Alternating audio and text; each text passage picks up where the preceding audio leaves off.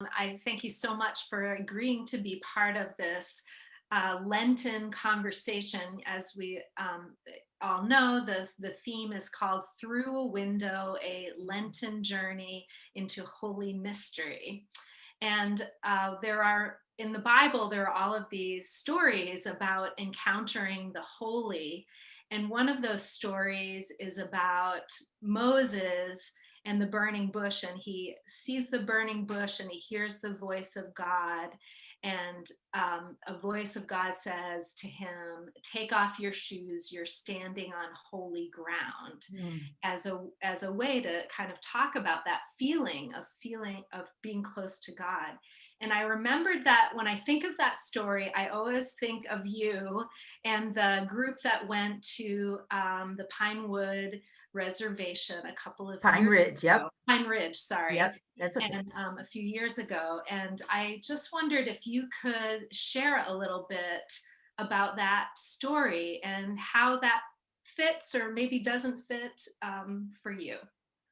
I really appreciate the opportunity because First Church gave me and 17 others the chance to go to Pine Ridge, and to say it was life transforming is really an understatement. Every day I say a prayer of gratitude I was able to go with our young people and with our adults to really witness an incredibly resilient but challenged people, and to learn about a history that we're not often taught in school.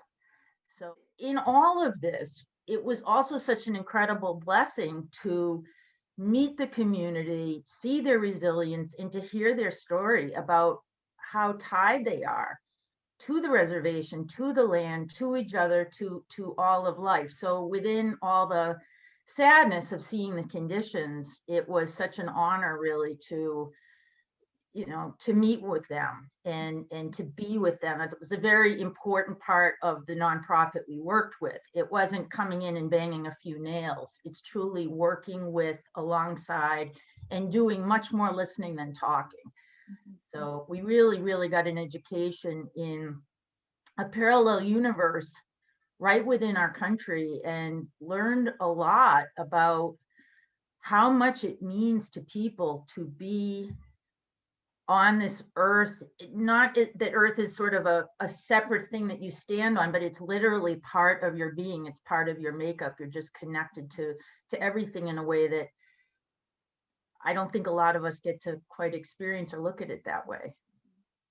Yeah, so I think this is this idea of holy ground. I mean, a lot of people in our community own a little scrap of land where our house is, but that's not what we're talking about with the Native American communities. Can you talk about like how you came to understand what holy ground means?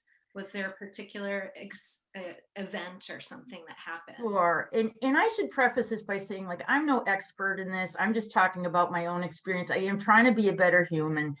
And I had such a revelation being there that I feel really, really safe and good about sharing it with you. But I hope in my explanation, I don't offend anyone.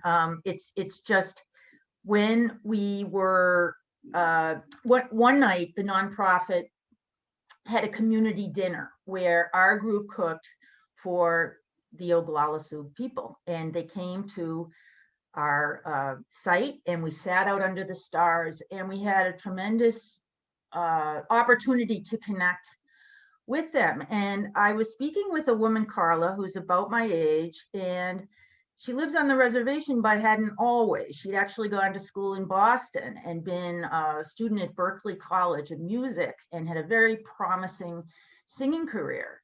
But as we were speaking, she pointed to a cemetery, which, to the casual eye just looked kind of like a very modest cemetery, with some Tonka trucks and some fake flowers on the graves. And I didn't really think too much of it, but she explained that's where all her ancestors are buried, in that ground, in that earth. And in her way of thinking, there was no other place in the world. It could be more glamorous, maybe New York nightclubs, but the ties to the land, to the place, to her ancestors were so strong that it brought her back. And she wanted to continue the traditions and hold on to the property that was in the land. It's a very different way of thinking, where I know in my 20s I moved, I don't know, probably between 15 and 20 times, trying to figure out where I belong, where is my place, what is my purpose. And I didn't find that in talking to Carla. She knew exactly where she came from and where she needed to be, and felt very glad to be there. Mhm, mhm. I think this idea of feeling the spirit everywhere, and how everything is so connected. And I guess one way this really came across to me was, we got to see a hoop dance, and a hoop dance is a fabulous, really difficult, beautiful dance, where the dancer uses hoops to basically make different formations, very intricate footwork and very powerful music. But in their transformation, they're becoming a bird, a planet, a sky. It's a very visual, immediate way where you kind of see where that thinking is, of everything being very connected. And again, to us, land is something that you stand on. It's separate from us. And from Carla's way of talking about it, it's embedded within you. And yeah, big time, I felt like I wish I could have that feeling of complete and total rootedness. And you may look at the landscape and it's very sparse, and the earth is really hard. And when some of us were digging holes in the earth to make outhouses for the families, it was over 100 degrees. So this isn't, pristine, gorgeous Hollywood lawn. This is like hard clay earth. But it's so sacred and it's so meaningful. And I think in my life there have been a few occasions where I felt like I'm standing on sacred ground. I felt that at Gettysburg, feel that at the 9/11 memorials. What was so different about this is this isn't a National Historic Site where you go and you buy tickets to it. It is a community within the borders of the United States.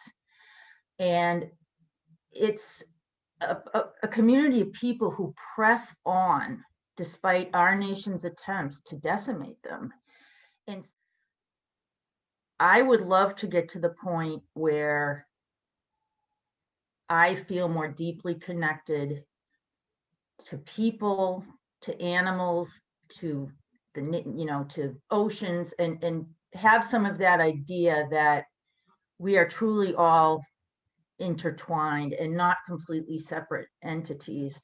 This idea we have in Western life of sort of linear movement, of always moving forward, of being faster and quicker and leaving things behind. And I don't always think that's the healthiest way to live. I think what I took with me was, there's a real beauty in sort of a more secular view of things, or circular view of respecting tradition, respecting elders, and trying to preserve even language. And then what I guess hopefully what you do is you go home and you have that knowledge. And when you have an occasion such as this opportunity that you've given me now, you can share it and just help people become a little more aware. I mean,